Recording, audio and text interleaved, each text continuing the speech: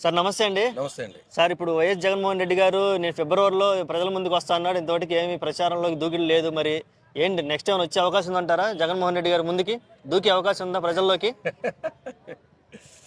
ఇప్పుడు వయసు అంతా అయిపోయిన తర్వాత పెళ్లి చేసుకున్నట్టు ఉంటుంది. ఈయన ఇప్పుడు దూకితే ఉమ్, చేసే టైంలో చేయకుండా ఇప్పుడు దూకి ఏం ప్రయోజనం? ఉమ్, పద పవర్ ఉన్నప్పుడు అందరినీ సమానంగా చూసుకుంటూ పోతూ నిజాయితీగా పరిపాలన చేసి ఉంటే ఈ కర్మ ఎందుకు పడుతుంది? ఉమ్, ఉమ్, ఆ? ఉమ్, ఆ, ఇప్పుడు దూకి ఏం ప్రయోజనం అండి? ఉమ్, కొత్తగా ఏమి ఉండదు. ఒకవేళ వచ్చినా వెళ్ళిపోతున్నాడు జగన్, ఉమ్, ఉపయోగం లేని మనిషి అనుకుంటారు. రాష్ట్ర అభివృద్ధి చేసేసి ఉంటే పర్వాలేదు.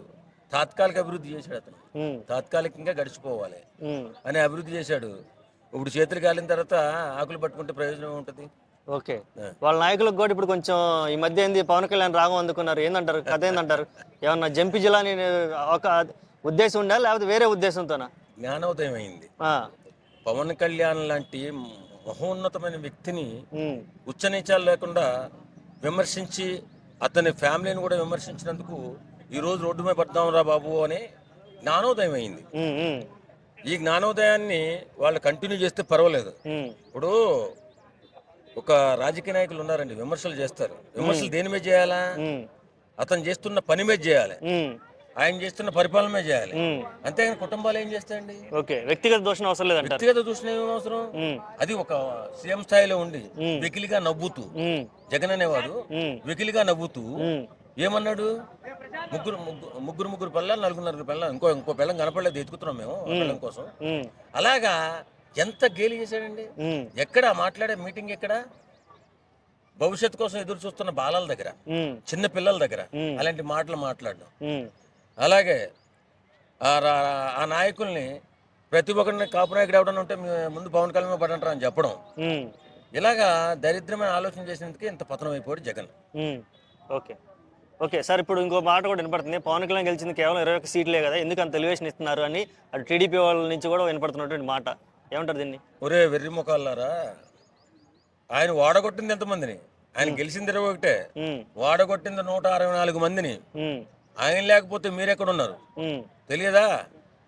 ఆ, కాదు, ఏరు దాటిన తర్వాత తెప్ప తగిలేస్తున్నారా? ఉమ్, అలాంటి తేలిక మాటలు మాట్లాడకుండా ఉమ్, గౌరవంగా మీకు ఇచ్చిన ఉద్యోగాలు చేసుకోండి. ఉమ్, మీకు 164 ఇచ్చారు కదా, ఉమ్, ఆ ఉద్యోగాలు చేసుకోండి. పవన్ కళ్యాణ్ లాంటి వ్యక్తిని విమర్శించారనుకో, జగన్కి 11 వచ్చి ఉమ్. మీకు 2 కూడా రావు. ఓకే. అది మాత్రం గుర్తుపెట్టుకోండి. ఎందుకంటే ఈ టీడీపీ నాయకులు ఈ మధ్య వింటున్నా నేను, మరీ ఘోరంగా 21 కదా వచ్చింది, 21 వాడగొట్టింది ఎంతమందిని?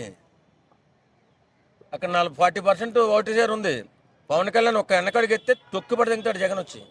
అది చేతకాక అమాయకమైన మాటలు మాట్లాడకండి, రోడ్డు మీద పడకండి. ఇది నా సలహా. ఒకవేళ ఇళ్ళలో వీళ్ళు లొకలొక్కలు వస్తే మళ్ళీ జగన్ పుంజుకునే అవకాశం ఉందంటారా? ఖచ్చితంగా. ఉమ్, జగన్ ఏం తక్కువ పరిపాలన చేయలేదండి. ఉమ్, ఓట్లు కొని అలా పెట్టుకుని ఉన్నాడు. ఉమ్.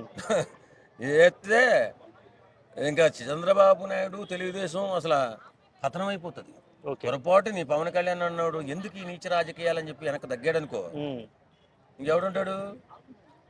ఓకే. వాళ్ళిద్దరే కొట్టుకుంటారు. మొన్న కేతిరెడ్డి గారు కూడా ఇదే స్టేట్మెంట్ ఇచ్చారు. అవునండి. వాళ్ళు ఎందుకు చేసామరా ఈ తప్పు అని కుమిలిపోతున్నారు తెలుసా. ఉమ్, పవన్ కళ్యాణ్ లాంటి దేవుడు లాంటి మనిషిని మనం ఎందుకు విమర్శించాం? ఉమ్. అది విమర్శ చేయకపోతే మనందరం గెలిచేవాళ్ళం కదా. టీడీపీ అసలుకి మా ఇంటర్ కూడా బేకలేదు అన్నట్టుగా చెప్పేశాడు డైరెక్ట్ గా. నిజంగా అది వాస్తవేనండి. ఆ, వాళ్ళు ఏదో మెప్పు కోసం చెప్పట్లా, ఉమ్, బాధపడి అసలు అలాంటి వ్యక్తిని మనం ఎందుకన్నాం? ఆయన ఏం తప్పు చేశాడు? ఉమ్, రాజకీయాల్లో కొంచెం డబ్బు సంపాదించుకున్నాడా, లేకపోతే అన్యాయాలు అక్రమాలు ఏమైనా చేశాడా పవన్ కళ్యాణ్? ఉమ్, చేయలేదు కదా. ఉమ్. అలాంటప్పుడు అంత నీచంగా ఉచ్చనీచాలు లేకుండా విమర్శించి ఆయన్ని మనసుని చాలా గాయపరిచారు. లేకపోతే ఆయన కూటమితో జతకట్టండి. అదే అవును. వాస్తవంగా ఉమ్, నీచాతి నీచంగా తన కుటుంబాన్ని, తన పిల్లల్ని విమర్శించినందుకే కూటమితో బలంగా జతకట్టాలి అని జతకట్టి ఓడించి తొక్కి నేల మీద బతపాతాలను తొక్కేశాడు జగన్ని. ఓకే. అది నిజం. ఓకే అండి. Okay. Thank you. Thank you.